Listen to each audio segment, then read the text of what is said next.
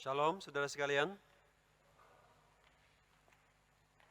Puji Tuhan, malam ini kita boleh bersama dengan saudara-saudari seiman untuk beribadah kepada Tuhan. Saudara, di dalam kebaktian minggu ini kita akan lanjutkan pembelajaran kita dari Efesus. Kita sudah sampai di Efesus pasal 2 ayat 11. Malam ini saya beri judul Kristus Pendamai di antara kita. Kristus adalah pembawa damai dalam relasi kita dengan saudara-saudari seiman. Saudara, kita hidup dalam dunia yang kurang ada damai. Bahkan kita hidup dalam dunia yang penuh dengan perang. Ya, di mana-mana kita melihat ada keretakan hubungan. Di mana-mana terjadi perang. Perang dalam keluarga, perang dalam masyarakat, perang antar suku, antar kampung, perang saudara, bahkan perang antar negara. Yang kita hari ini sangat merasakan, sampai hari ini belum selesai, antara Rusia dan Ukraina. Saudara, seorang pendeta terkenal, pendeta Rick Warren, di dalam bukunya dia berkata begini, tidak akan ada kedamaian di dunia jika tidak ada kedamaian di tengah bangsa-bangsa. Tidak ada kedamaian di tengah bangsa jika tidak ada kedamaian di tengah masyarakat. Tidak ada kedamaian di tengah masyarakat jika tidak ada kedamaian di tengah keluarga. Dan tidak ada kedamaian di tengah keluarga jika tidak ada kedamaian di dalam pribadi kita. Dan terakhir, tidak ada kedamaian di dalam pribadi kita jika Raja Damai tidak hadir di dalam hati kita. Jadi saudara, yang ingin Rick Warren katakan adalah bahwa tanpa Kristus tidak ada damai yang sejati.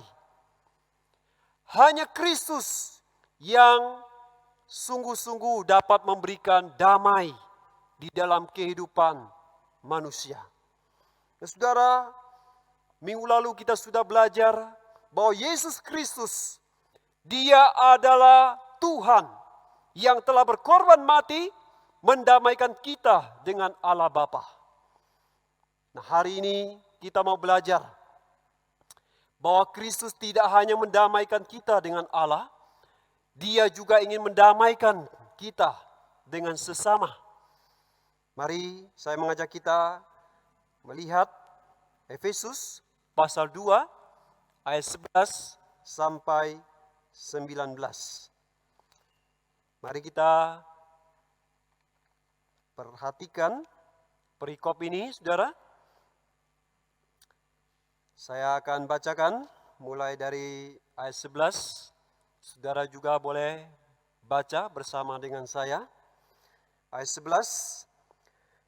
Karena itu ingatlah bahwa dahulu kamu sebagai orang-orang bukan Yahudi menurut daging, yang disebut orang-orang tak bersunat oleh mereka yang menamakan dirinya sunat, yaitu sunat lahiriah yang dikerjakan oleh tangan manusia, bahwa waktu itu kamu tanpa Kristus tidak termasuk kewargaan Israel dan tidak mendapat bagian dalam ketentuan-ketentuan yang dijanjikan, tanpa pengharapan dan tanpa Allah di dalam dunia.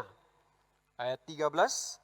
Tetapi sekarang di dalam Kristus Yesus, kamu yang dahulu jauh sudah menjadi dekat oleh darah Kristus. Karena Dialah damai sejahtera kita yang telah mempersatukan kedua pihak dan yang telah merubuhkan tembok pemisah, yaitu perseteruan. Sebab dengan matinya sebagai manusia, Ia telah membatalkan hukum Taurat dengan segala perintah dan ketentuannya, untuk menciptakan keduanya menjadi satu manusia baru di dalam dirinya dan dengan itu mengadakan damai sejahtera. Dan untuk memperdamaikan keduanya di dalam satu tubuh dengan Allah oleh salib, dengan melenyapkan perseteruan pada salib itu. Ia datang dan memberitakan damai sejahtera kepada kamu yang jauh dan damai sejahtera kepada kamu yang dekat. Karena oleh Dia kita kedua pihak dalam satu roh beroleh jalan masuk kepada Bapa. Demikianlah kamu bukan lagi orang asing dan pendatang, melainkan kawan sewarga dari orang-orang kudus dan anggota-anggota keluarga Allah. Demikian jauh pembacaan firman, berbahagialah kita yang mendengar firman dan melakukannya. Saudara, konteks tulisan Rasul Paulus di dalam perikop ini adalah orang Yahudi dan orang Yunani bermusuhan. Ya. Musuh yang tidak ada jalan keluarnya. Orang Yahudi sebagai orang yang bersunat, menganggap orang Yunani yang tak bersunat itu sebagai musuh, sebagai orang kafir. Orang Yahudi merasa dirinya mereka adalah orang yang disayang Tuhan, umat Tuhan. Sedangkan orang Yunani ini musuhnya Allah. Jadi saudara, ada tembok pemisah di antara orang Yunani dan orang Yahudi. Saudara, tembok pemisah ini membuat mereka tidak bisa bergaul satu dengan yang lain. Tetapi di Efesus, Paulus melihat mereka ini semua sudah percaya Yesus. Orang Yunani sudah percaya Yesus. Orang Yahudi sudah percaya Yesus.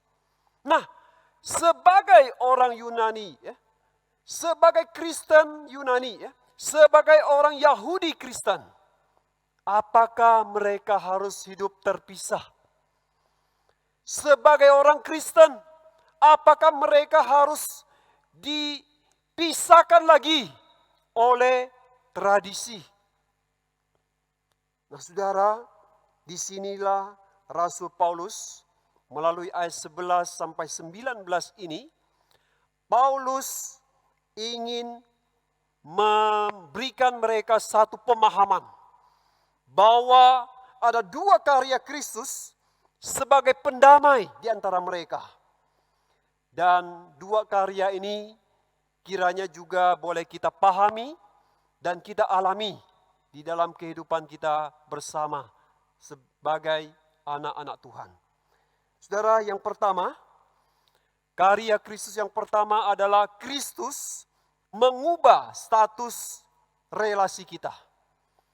Seperti yang dikatakan Paulus, ya, beberapa kali di dalam ayat 11 sampai 19, Paulus memberikan gambaran, ya, bahwa memang orang Yunani dulu itu jauh dari orang Yahudi.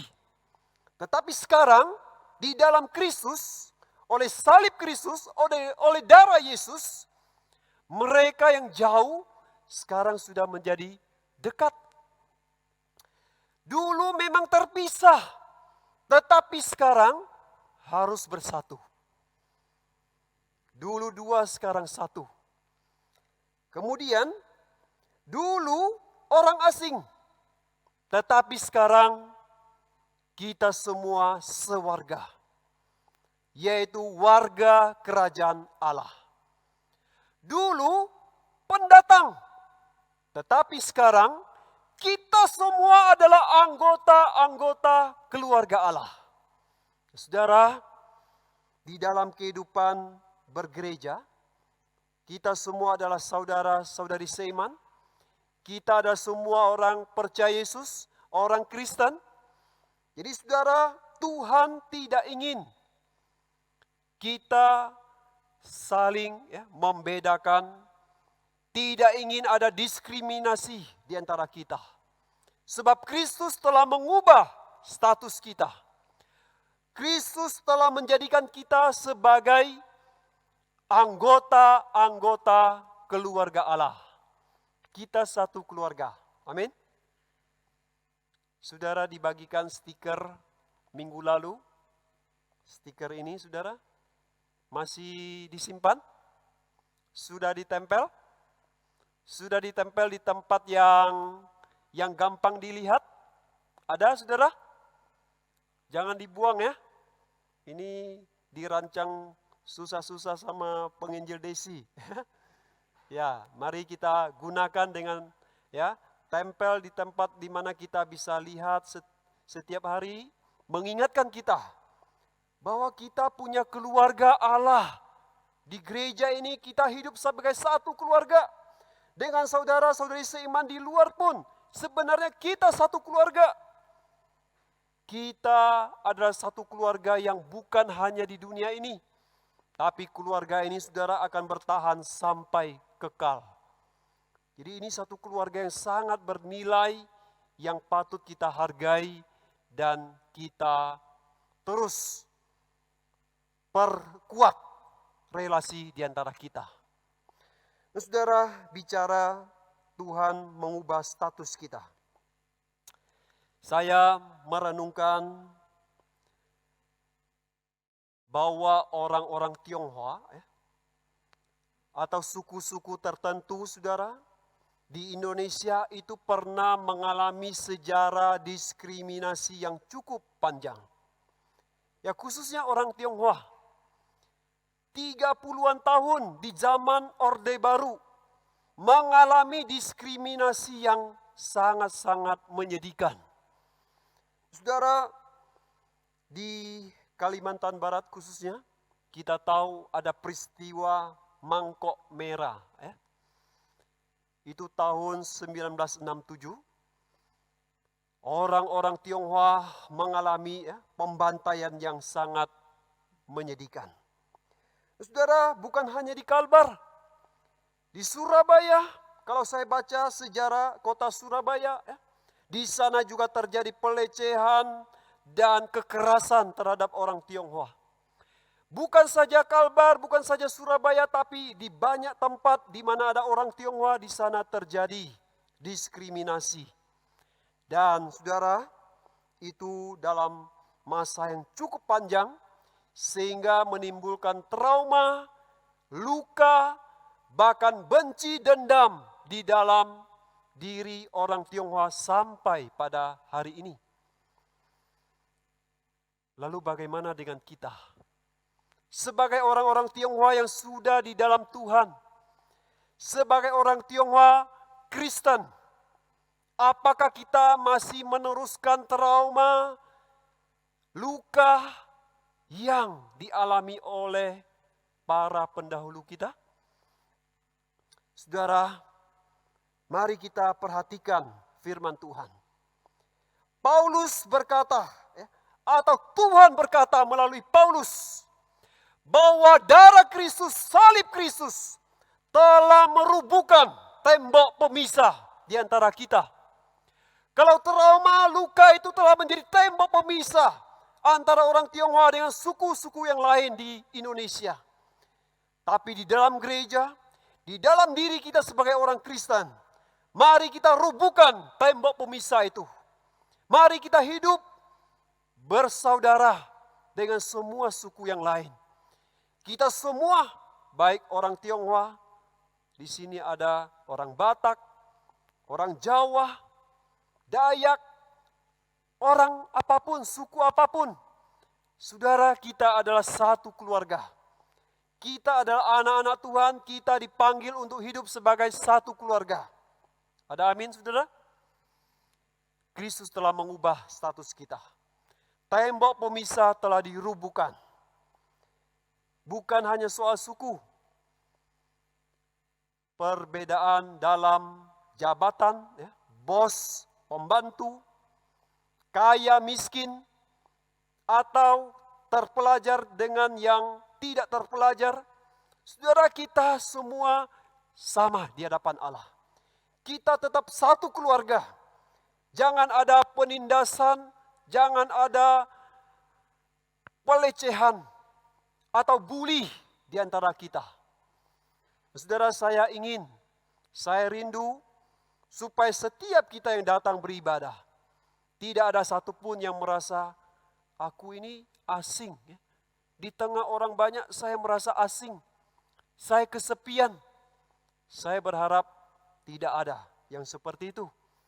Kita satu keluarga, perhatikan kalimat di bawah, saudara. Ayo kita saling kenal dan saling peduli. Ya, saling kenal dan saling peduli. Saudara, coba lihat di samping saudara. Ya, selain pasangan, ya. Lihat. Mari kita kenali saudara-saudari seiman kita. Dan bukan hanya sekedar kenal, kita peduli dengan mereka. Tidak ada yang kesepian di sini. Biarlah kita boleh saling menguatkan sebagai satu keluarga di dalam Tuhan. Karena Kristus telah mengubah status kita, Dia telah mempersatukan kita. Itu karya yang pertama. Yang kedua, saudara, Kristus telah mengubah cara dalam kita berrelasi. Kristus telah ubah cara kita. Dulu, sebelum kita menjadi seorang Kristen, mungkin relasi yang kita bangun itu sangat rapuh dan egois. Kalau dia baik sama aku baiklah sama dia. Tapi kalau dia jahat dengan aku akan lebih jahat lagi sama dia. Ya. Saudara, itulah yang dunia ajarkan. Kehidupan yang penuh persaingan. Kalau dia melihat tokonya lebih maju, kita akan berjuang, kita tidak akan iri. Kita akan berjuang untuk lebih baik dari dia, lebih kaya dari dia. Ya, kehidupan yang penuh persaingan. Kawan menjadi lawan. Tidak ada kata maaf dan memaafkan. Tidak ada minta ampun dan mengampuni. Yang ada adalah permusuhan, perselisihan, pertengkaran, dan peperangan. Saudara, itu yang terjadi pada Rusia dan Ukraina. Pasti dimulai dengan perselisihan kecil, lalu menjadi besar, dari perselisihan menjadi permusuhan. Lalu akhirnya permusuhan itu menjadi peperangan yang sangat mengerikan. Hari ini kita lihat perang sampai hari ini belum selesai. Sudah lebih dari 3 minggu, begitu banyak orang, jiwa-jiwa yang mati dengan mengenaskan. Begitu banyak bangunan kota menjadi rusak. Berjuta-juta pengungsi harus kehilangan tempat tinggal dan melarikan diri ke negara lain hidup dalam kekurangan. Saudara, itu kondisi yang sangat menyedihkan sekali. Saudara, kita sebagai komunitas orang percaya, komunitas Kristen, kita berbeda. Kita harus berbeda. Sebab apa, saudara? Di ayat 14, Paulus berkata, Kristus adalah damai sejahtera kita. Kristus mau hadir di tengah kita sebagai pendamai. Jadi seperti yang saya buat di sini, saudara, hubungan kita itu bukan lagi aku dan dia atau aku dengan kamu, bukan. Hubungan kita di tengah itu ada Yesus Kristus sebagai pendamai kita. Jadi kalau hubungan saya, misalnya hubungan saya dengan Habel, itu bukan hubungan saya langsung dengan Habel. Tapi di tengah saya dengan Habel itu ada Kristus. Ada Kristus yang menjadi penengah. Kalau saya menyakiti Habel, ada Kristus yang akan menjadi pembela Habel. Sebaliknya kalau Habel menyakiti saya, ya ada Kristus juga yang menjadi pembela saya. Nah, saudara, itu yang Bonhoeffer, Dietrich Bonhoeffer katakan. Ya, Bonhoeffer itu adalah seorang pendeta yang melayani di masa kegelapan gereja di Jerman. Politik Nazi yang kejam pada masa itu telah memecah belah gereja-gereja. Sehingga saudara, kita merasa tidak masuk akal. Mengapa ada gereja-gereja yang mendukung Nazi yang melakukan kekejaman terhadap Yahudi? Nah, itu karena politik Nazi pada masa itu. Saudara, kondisi masyarakat dan gereja yang terpecah pada masa itu membuat Bonhoeffer sangat bergumul.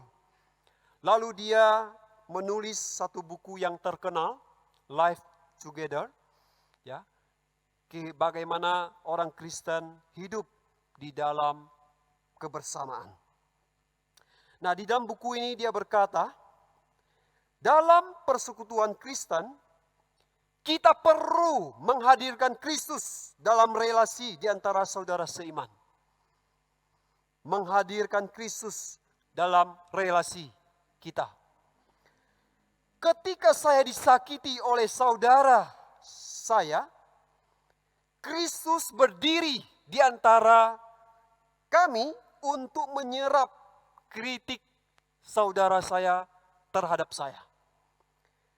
Sebaliknya, ketika saya menyakiti saudara saya, Kristus akan mengonfrontasi saya dan akan mengingatkan saya bahwa saya telah melukai saudara saya dan bahwa Kristus adalah pembela saudara saya. Jadi saudara, artinya relasi kita dengan saudara seiman itu bukan relasi yang sembarang relasi. Itu adalah relasi yang serius. Karena ada Kristus di tengah kita. Ya, saudara seiman bisa dalam gereja. Itu juga bisa saudara seiman di dalam rumah tangga saudara. Ya, pasangan saudara yang sudah percaya Yesus. Anak, orang tua saudara yang sudah di dalam Tuhan. Selain itu hubungan, relasi biologis, tapi itu juga saudara seiman saudara. Saudara tidak hanya satu rumah pada saat ini, tapi sampai kekal nanti. Jadi betapa indahnya saudara hidup sebagai keluarga Kristen. Saudara tidak hanya dekat di dunia ini, tapi di surga nanti. Jadi saudara, di dalam kehidupan kita sebagai saudara-saudari seiman, baik di gereja, di rumah, atau dimanapun, mari kita bangun satu cara yang benar. Bahwa ada Kristus di tengah relasi kita. Seperti segitiga ini saudara, ini memberikan satu gambaran yang sangat jelas. Bahwa relasi kita dengan saudara seiman sangat bergantung pada relasi kita dengan Yesus Kristus. Seperti panah yang ada menuju ke atas kepada Yesus, saya dan saudara seiman, ketika kita memiliki relasi yang baik dengan Tuhan, yang dekat dengan Tuhan, maka kita akan ke atas. Nah, ketika kita menuju ke atas kepada Yesus, maka hubungan kita, saudara, akan semakin dekat. Sebaliknya kalau kita jauh dari Yesus, saya jauh dari Yesus, saudara seiman saya juga jauh dari Yesus, kita akan semakin ke bawah dan hubungan kita juga akan semakin jauh. Jadi saudara, ini segitiga yang mengingatkan kita bahwa relasi kita dengan Kristus, kedekatan kita dengan Kristus itu sangat menentukan kedekatan kita dengan saudara seiman. Baik di gereja atau di rumah dengan pasangan saudara, kedekatan saudara dengan Kristus itu menentukan kedekatan saudara dengan pasangan, dengan anak, dengan orang tua, dan saudara seiman di gereja. Nah, saudara, kedekatan dengan Kristus. Selain saudara datang beribadah di hari Minggu, saudara perlu setiap hari membangun hubungan yang dekat dengan Tuhan. Melalui kehidupan doa, baca firman, melakukan firman Tuhan, mari saudara kita membangun satu hubungan yang dekat dengan Kristus. Supaya Kristus yang ada di tengah relasi kita dengan saudara seiman, terus mengingatkan kita melalui firman-Nya, bahwa kita harus mengasihi saudara kita, bahwa kita harus memaafkan. Kalau kita menyakiti, kita harus merendahkan hati untuk minta maaf. Kalau saudara kita menyakiti kita dan datang minta maaf, kita juga harus dengan kasih memaafkan dia. Saudara, kalau hubungan dengan Kristus terbangun dengan baik, itu akan menjadi kekuatan dalam relasi kita. Ada amin? Saudara, itu juga dalam hubungan pasangan hidup. Ya. Ada seorang saudari. Saudari ini di awal pernikahan mereka, di awal pernikahan saudari ini, ya, tepatnya pada saat dia itu sedang hamil anak pertama, dia merasakan satu pukulan dan luka yang begitu dalam karena perbuatan suaminya. Suaminya seorang Kristen, tetapi saudara, secara diam-diam memakai narkoba dan mengedar narkoba. Pemakai dan pengedar. Dan itu saudara sangat melukai saudari ini. Dalam masa hamil tua anak pertama, saudari ini harus mengalami satu bencana dalam keluarga. Suaminya itu akhirnya tertangkap oleh polisi dan dipenjara. Sebagai keluarga Kristen yang telah diberkati pernikahan mereka dalam gereja, saudari ini merasa malu, merasa hidup ini begitu gagal. Mengapa suamiku seperti ini? Saudara, selain saudari ini merasa gagal, saya juga merasa gagal pada saat itu. Karena saya yang bimbing pernikahan mereka, saya yang berkati pernikahan mereka. Saudara, saya waktu diminta saya mendoakan masalah ini, masalah mereka, saya membayangkan ada begitu banyak istri-istri yang karena dikecewakan oleh suami, akhirnya memilih apa? Cerai. Saya bayangkan saudari ini akan berkata pada suaminya, sudah cukup, kita cerai saja. Anak saya bisa lahirkan, saya bisa besarkan sendiri. Saya tidak mau lihat mukamu lagi.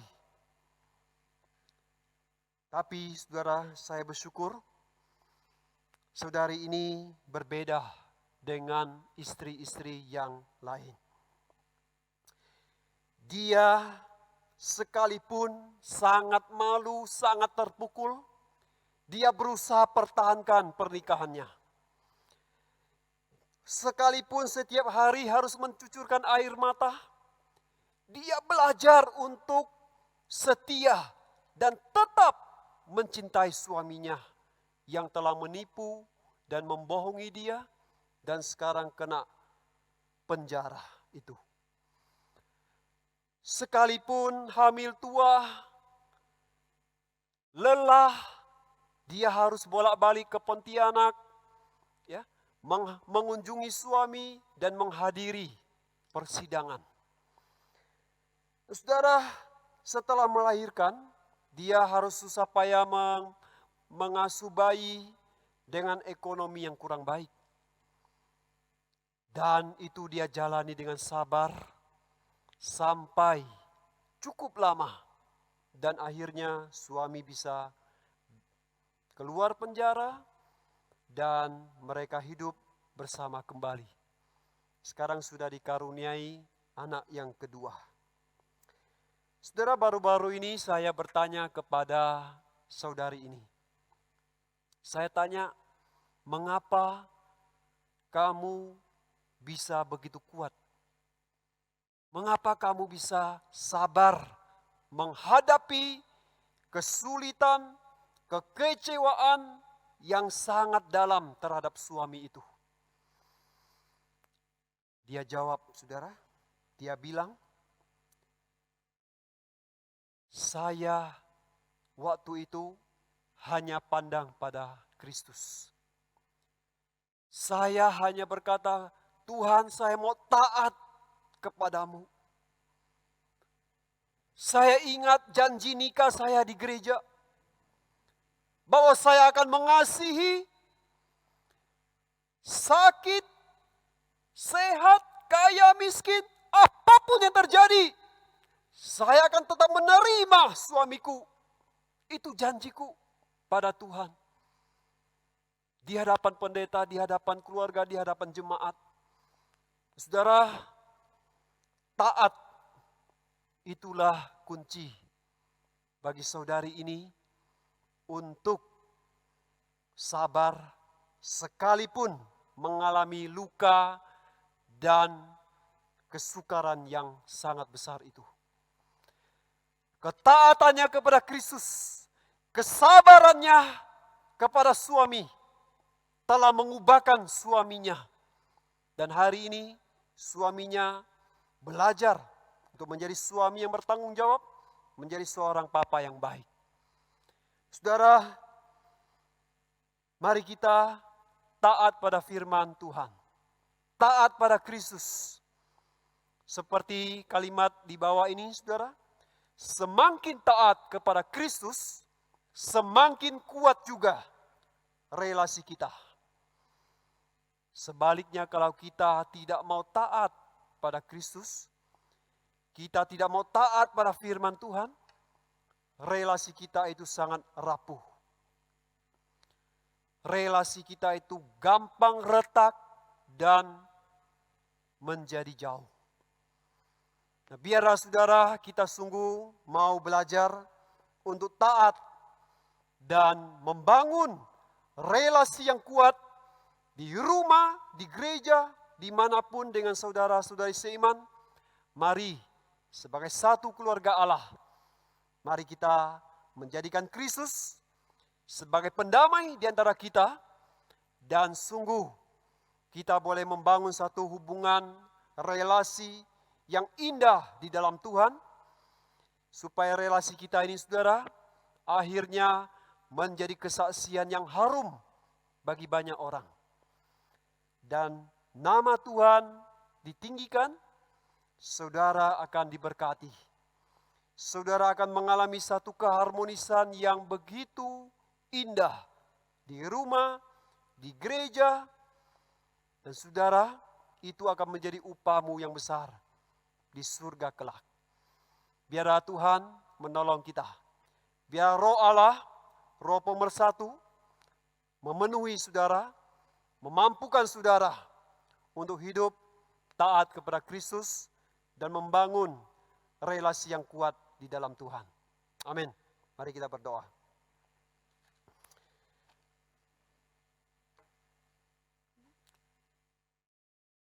Bapa di surga, terima kasih